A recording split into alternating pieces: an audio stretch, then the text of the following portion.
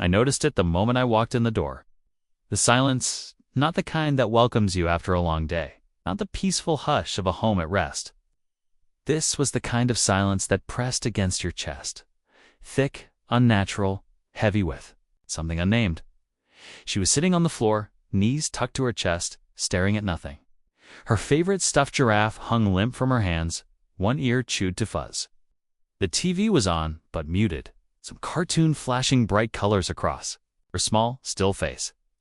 "Hey, Bug," I said softly, crouching near her, the way I always did. "Why are the lights off in here?" She didn't look at me, didn't blink, didn't move. I felt it then, that pinch in the gut, the tremble behind the ribs. You know it if you've ever loved a child deeply, that alarm that sounds when something is off. Not just a bad day or a pout or a missed nap. No, this was something else, something deeper. Something wrong? I reached out and brushed her hair behind her ear. She didn't flinch, but she didn't lean into it either. Just stillness. My daughter, my vibrant, talkative, endlessly curious 7-year-old had gone quiet at first. I blamed myself. Maybe I'd been too distracted lately. Work had been relentless. I'd picked up extra shifts at the hospital since Amanda left, not because I needed the money, but because I couldn't stand the silence of the house when it was empty. Now, even with her here, it felt empty again.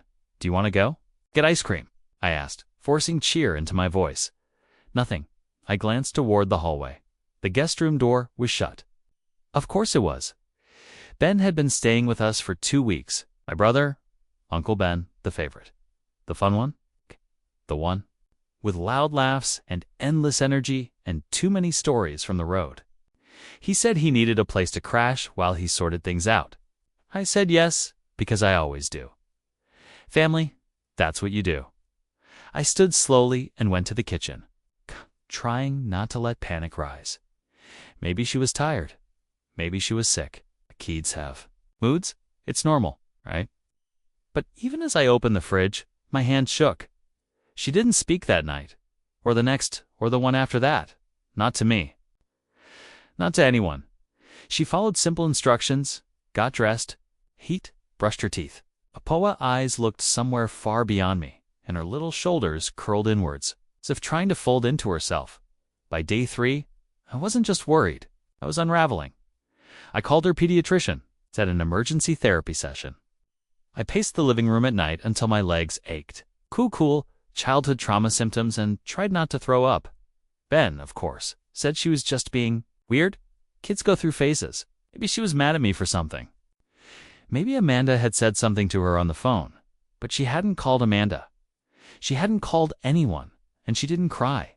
That's what scared me the most. No tears, no tantrum, no outburst. Just silence. On the 4th night, I couldn't take it anymore. I sat beside her on the edge of her bed. It was nearly midnight. The room smelled faintly of lavender from the spray I used on her pillow. The only light was from her nightlight, a small ceramic moon that cast soft shadows on the wall. I took her tiny hand in mine. It was cold. "I don't know what's going on, baby," I whispered. "But I love you. You can tell me anything. You hear me? Anything?"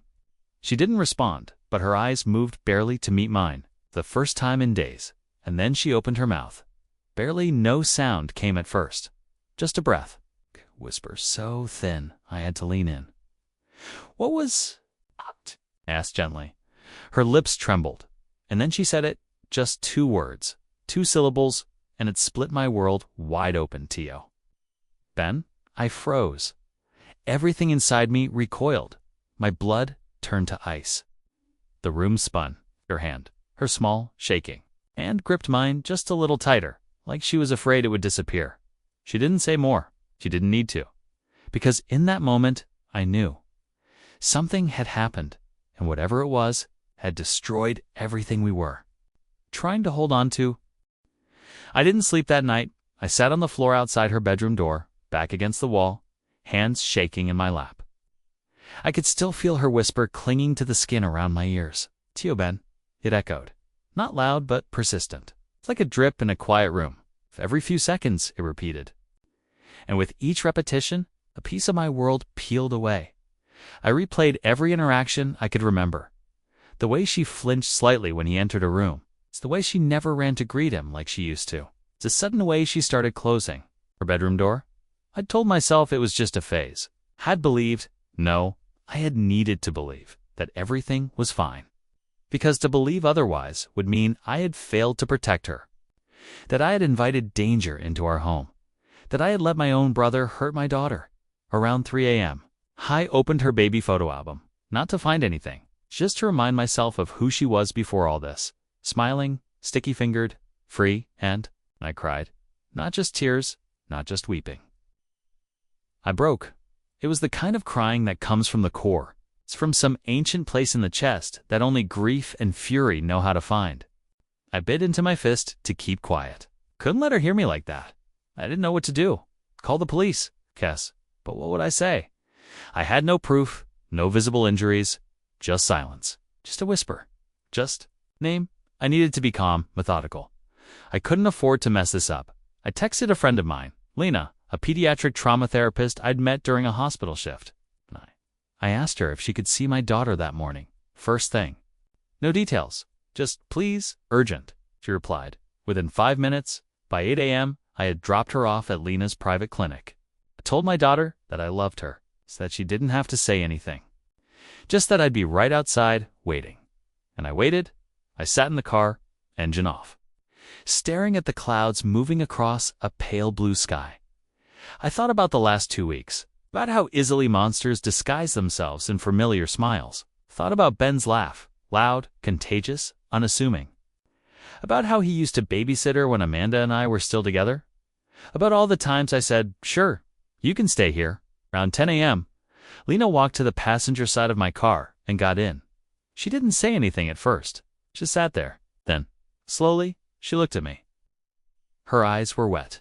She didn't give a lot of details, she said quietly, but it was enough. I closed my eyes. Did he touch her? I asked, even though I already knew. She nodded once. She said it. It's happened more than once. I felt something inside me shift a click, like a lock turning. I'm calling the police, I said. I'll go with you, Lena replied. We drove straight to the station. I gave a statement, filed a report. They recorded everything. I made sure every word was clear, every fact solid. By the time we returned home, Ben was gone. The guest room was empty, sheets still warm, his duffel bag missing. The spare key I'd given him, still on the kitchen counter. It's like some kind of cruel thank-you. He knew. He'd heard her, or seen my face, or sensed the shift in the air. He knew I knew. But running only confirmed it, and I would find him. Because this wasn't just about justice. This was about her, my daughter, my blood, my responsibility. She was quiet when I picked her up from the clinic, but her eyes looked at me differently now, like a door had opened slightly, and maybe I wasn't on the other side of it anymore. That night, I held her while she fell asleep, her breath warm against my neck. I watched the shadows on her ceiling dance and shift. I didn't know how long it would take to make her feel safe again. I didn't know if she'd ever laugh the same way, or sleep without fear, but I knew one thing with absolute certainty. This wasn't over. Ben thought he could vanish into some other life, but I had just begun to hunt. I used to think memory was linear. You remember what happened in order, and that's how you make sense of your life. But when something traumatic rips through your reality, memory becomes something else entirely.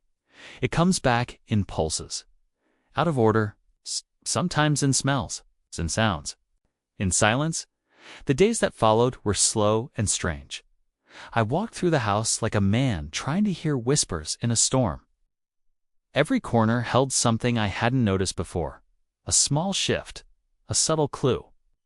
Her doll with the torn dress, I thought was from rough play.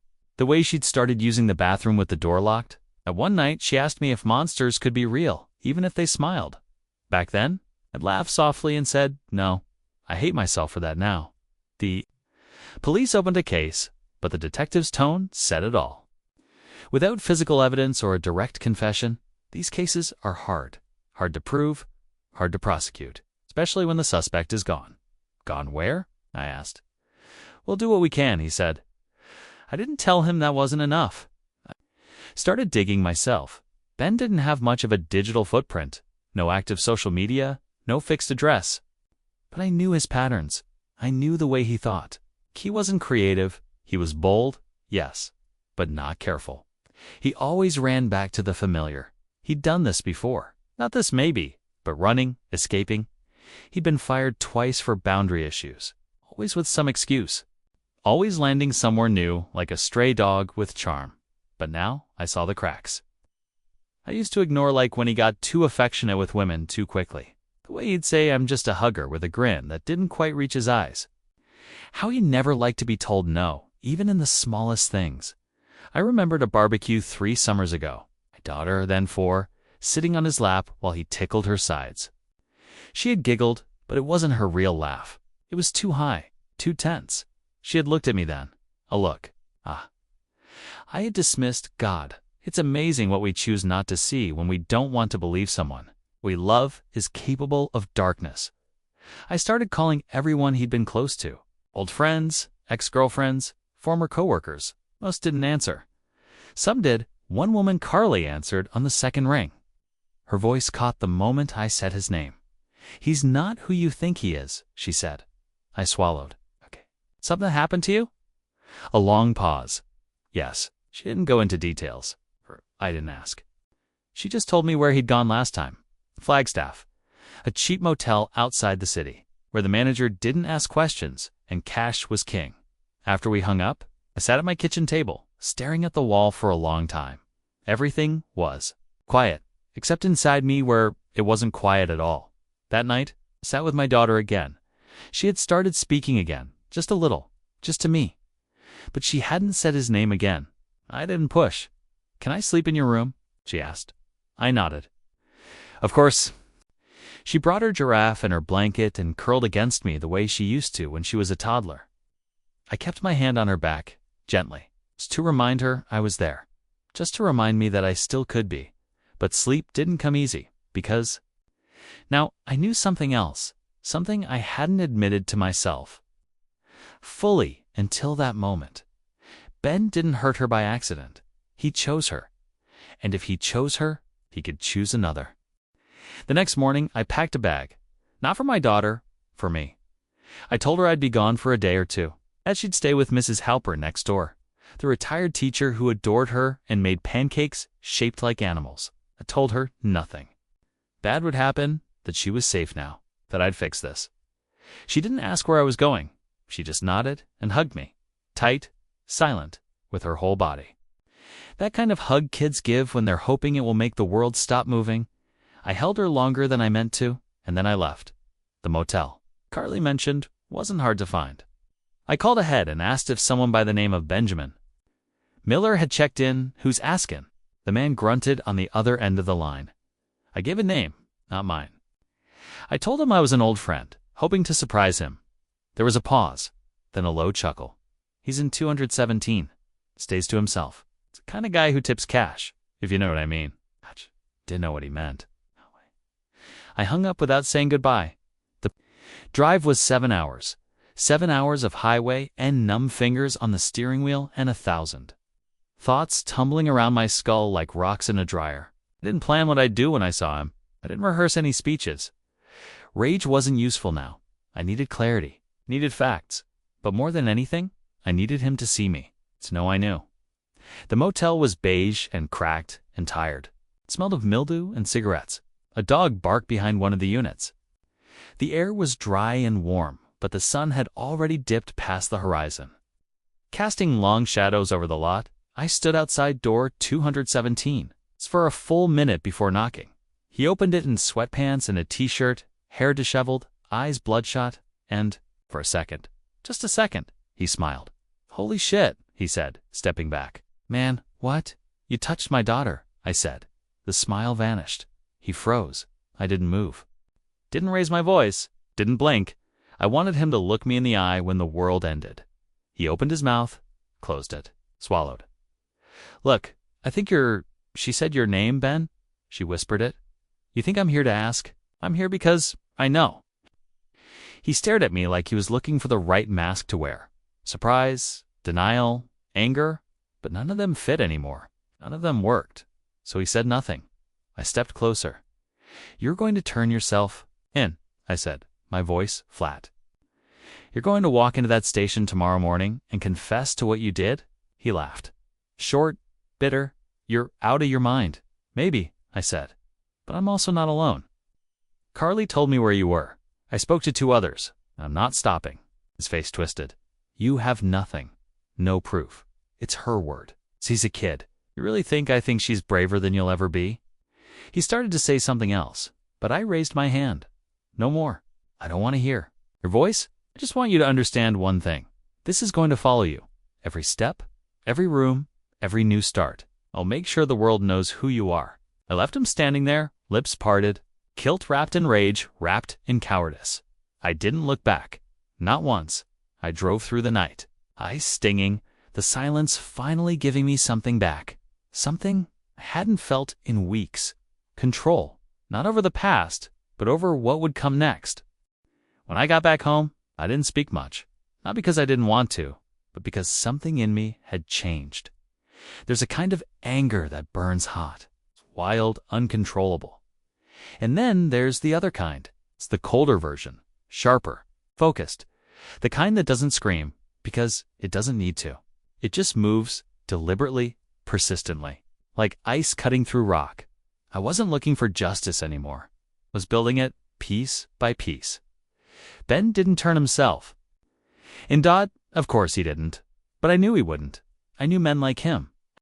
I knew how they rot in the shadows, convincing themselves they were misunderstood, or that kids get confused, or that silence equals forgiveness. But I also knew something else. Monsters like him don't stop, and the only way to catch one is to shine a light so bright they can't hide anymore. So I kept going. I created a spreadsheet, something clinical, precise. Every name, every location. Every time I remembered him being alone with her or anyone else, I reached out to more people. Some hung up on me, some did in single quotes. TIE one man, a former coworker of Ben's from his time at a landscaping company in Arizona, told me something I couldn't shake. He was fired, he said. Not officially, but the boss's niece. She stopped coming to work after a few weird incidents. Nothing proven, but it wasn't nothing either. He gave me a name. I called. Another whisper. Another broken voice on the other end of the line. Another family torn quietly apart by a man everyone thought was fun. It was a pattern, like pieces falling into place, like a sickness that had spread for years, unnoticed, undiagnosed, because no one wanted to believe it could live. Someone they recognized. But now, the pattern had a name, and I was going to give it a face. I started compiling a document, a detailed, dated timeline of everything I had. Statements, conversations, behavioral red flags. Places he'd stayed. People he'd hurt. I didn't do it for the police. I did it for her, so that one day, when she was older and asked what happened when she wanted to know why her childhood cracked open at age 7, I'd have something. To show her proof that I didn't just stand still, that I fought. Quietly, strategically, without violence. But with intention, because she deserved that much. The breakthrough came from an unexpected place. An anonymous email. No name, no subject. Just a single sentence. You're not the only one looking for him. Attached was a PDF. It was a screenshot of a group message thread. Survivors, 3 women, 2 men, different states, different years, but the same man. Ben, they'd started a small, hidden support network, and they had been watching him for years. Some had filed complaints, some were silenced. One had tried to press charges, but the case collapsed under lack of evidence and insufficient testimony. But they hadn't stopped watching. They found my daughter's name mentioned in an old comment on Ben's deleted Facebook profile, a post about spending time with my brother and his adorable little girl. The picture was gone. The damage? Wasn't they reached out to me because they saw my report in the system? A public case filing in our county. Now, we were connected, not by blood, but by damage, by survival. We pooled our information. We filed a joint report with a federal child protection unit. Pressure from multiple victims across state lines. The case shifted. New eyes opened. And soon, the search for Ben wasn't just mine anymore. It was official. It was national. They were coming for him. And still, none of this changed what had already happened. Not for her. She was still healing in pieces. Still waking up in the middle of the night. Still asking if the doors were locked twice, sometimes 3 times. Still avoiding anything that reminded her of his voice, but she was talking more. Drawing again last week. She gave me a picture. Crayons on printer paper. Showed a little girl with a purple dress holding hands with a man. The sun was out, sky was blue. Kadla, man, me, had a cape. I smiled and cried all at once, because I hadn't saved her from the fall. But maybe, just maybe I was helping her stand again. The arrest came on a Tuesday. I got the call in the late afternoon. Was standing in the kitchen, making spaghetti, the smell of garlic and tomato thick in the air. My daughter was at the table, coloring, her tongue poking slightly out the side of her mouth, like it always did when she was focused. The number was unfamiliar. The voice on the other end was firm. .com. This is Special Agent Ramirez with the Federal Child Protection Task Force. I wanted to inform you that Benjamin Miller was taken into custody this morning in Nevada. He was found using a false ID. Multiple charges are being filed. He won't be going anywhere for a long time. I didn't respond right away. I just looked at her small fingers, wrapped around a purple crayon, at the quiet strength in her posture. And I exhaled. Not relief, not yet, but something close. I didn't tell her everything that night. Just that Uncle Ben wouldn't be coming around anymore, that she didn't need to be afraid of him showing up, that he was far away now, and couldn't hurt anyone ever again. She nodded. Didn't say anything, but later when I was washing the dishes, I felt her arms wrap around my waist from behind. She pressed her cheek to my back and stood there, holding on. It was the first time she touched me like that since before the silence began. That night, I slept with both arms around her. Not out of fear, but because I could. A few weeks later, we went back to therapy, both of us, together.